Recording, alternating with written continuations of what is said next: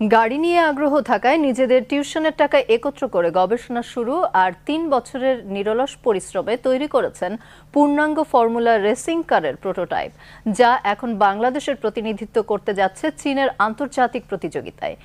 Islamic university of টেকনোলজির এই তরুণ উদ্ভাবকদের উৎসাহ দিতেই বিএনপির ভারপ্রাপ্ত চেয়ারম্যানের নির্দেশে আমরা বিএনপি পরিবারের পক্ষ থেকে আয়োজন করা হয় বিশেষ অনুষ্ঠানের।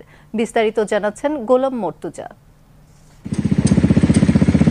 গাজীপুরের ইসলামিক ইউনিভার্সিটি অফ টেকনোলজির শিক্ষার্থীরা ৩ বছর ধরে তৈরি করেছেন একটি formula style racing car. Engine ছাড়া গাড়ির সব অংশই তৈরি হয়েছে বাংলাদেশে। কেটিএম ৩৯০ সিসি ইঞ্জিন চালিত গাড়িটিতে রয়েছে stainless steel welded space frame chassis, double A arm suspension এবং ৯১ অক্টেন জ্বালানিতে চালানোর সক্ষমতা।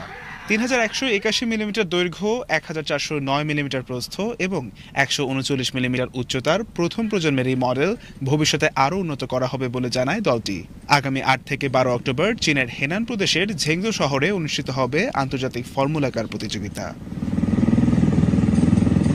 অংশ নেবে ১৪টি দেশের ৭০টি দল, যার মধ্যে বাংলাদেশের একমাত্র প্রতিনিধি ফর্মুলা আইওটি। এই অর্জনের পেছনের গল্প নিয়ে বিটিভির সাথে কথা হয় ইফতেখার আহমেদ ইফতির, যিনি ফর্মুলা আইওটি টিমের একজন সদস্য। আমাদের লক্ষ্য এটাই যে বাংলাদেশে অটোমোটিভ ইন্ডাস্ট্রির যাতে একটা চর্চা শুরু হয় এবং আমাদের দেশে যাতে বড় বড় ইনভেস্টররা অটোমোটিভ ইন্ডাস্ট্রি নিয়ে কাজ শুরু করে, এই জিনিসটা আমি প্রত্যাশা রাখি আর কি। ইনশাল্লাহ আমরা এফএস চায়নাতে গিয়ে আমাদের বাংলাদেশের নাম উজ্জ্বল করতে পারবো। ইনশাল্লাহ আমাদের জন্য সবাই দোয়া করবেন, ইনশাল্লাহ আমরা ভালো একটি রেজাল্ট করে আসতে পারবো। এই অর্জনে তরুণদের অনুপ্রেরণা দিতে বিএনপির ভারপ্রাপ্ত চেয়ারম্যান তারেক রহমানের পক্ষ থেকে আয়োজিত হয় সম্মাননা অনুষ্ঠান। অনুষ্ঠানে উপস্থিত ছিলেন বিএনপির সিনিয়র যুগ্ম মহাসচিব ও আমরা বিএনপি পরিবারের উপদেষ্টা রুহুল কবির রিজভী। তরুণ উদ্ভাবকদের উদ্যম ও প্রতিভার প্রশংসা করে তিনি বলেন, আন্তর্জাতিক প্রতিযোগিতায় অংশগ্রহণ গোটা জাতির জন্য গৌরবের। তাদের এই অর্জন শুধু ব্যক্তিগত অর্জন নয়, গোটা জাতির জন্য এটি একটি মহিমান্বিত অর্জন বলে আমি মনে করি।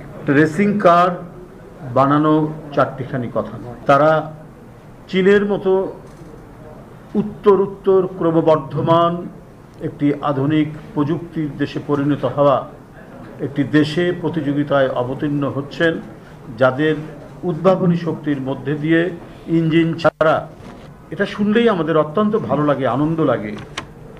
আমরা যদি একটু সুযোগ থাকে তাহলে আমাদের ছেলেরাও অসাধ্য সাধন করতে পারে। তিনি আরও বলেন, তারেক রহমানের নির্দেশে আমরা বিএনপি পরিবার দেশের প্রতিটি অঞ্চলে প্রতিভাবান শিক্ষার্থীদের খুঁজে বের করে সহায়তা করছে। অনুষ্ঠান শেষে বিএনপির ভারপ্রাপ্ত চেয়ারম্যানের পক্ষ থেকে ফর্মুলা টিমের সদস্যদের হাতে গবেষণা সহায়ক উপহার তুলে দেন আয়োজকরা। আইওটির তরুণ গবেষকদের বিশ্বাস, এই সাফল্য শুধু তাদের নয়, বাংলাদেশেরও মর্যাদা বৃদ্ধি করবে আন্তর্জাতিক অঙ্গনে। আর তাদের এই যাত্রা অনুপ্রেরণা যোগাবে দেশের নতুন প্রজন্মের প্রযুক্তিপ্রেমী তরুণদের। গোলাম মর্তুজা, বিটিভি নিউজ, ঢাকা।